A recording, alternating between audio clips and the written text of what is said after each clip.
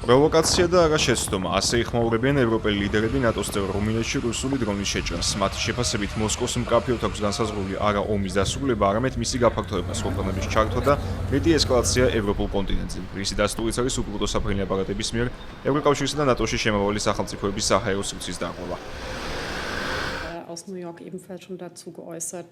Თუნებას დამთავრდით დრონების ინციდენტის მიღმაც მსურს კიდევ ერთხელ და პრინციპულად განაცხადო ფედერალური მთავრობის პოზიციის შესახებ.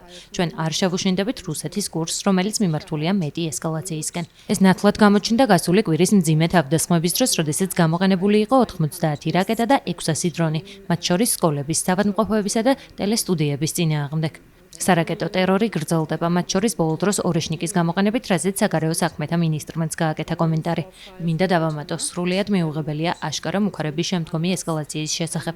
კიევის ცენტრის დამიზნება და ამასთან ერთად დიპლომატიური მისიების მოწოდება დატოვონ ქვეყანა და კიევი.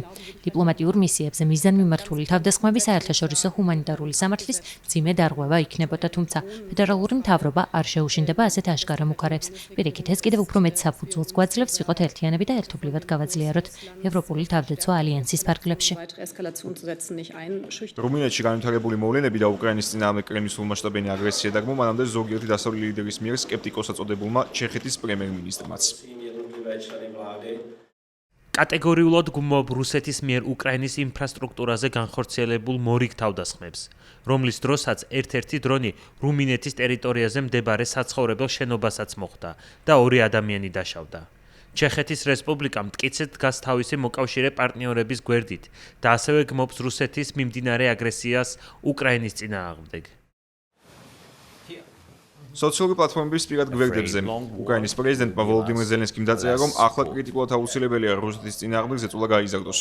მისივე თქმით, რამდენიმე ევროპელ ლიდერს შეატყობინა დაზვერვის მიერ მოპოვებული ინფორმაციის თაობაზე, რომ მოსკოვი ამზადებს ახალ მასირებულ დარტყმებს უკრაინული ქალაქებისა და მშვიდობიანი მოსახლეობის წინააღმდეგ. ეს იყო კიდევ ერთი ცინიკური თავდასხმა სამოქალაქო ინფრასტრუქტურაზე ჩვენს ქალაქებსა და წყლებში, რომლის სამიზნედ სამოქალაქო კონტეინერმზიდი გემები იყო.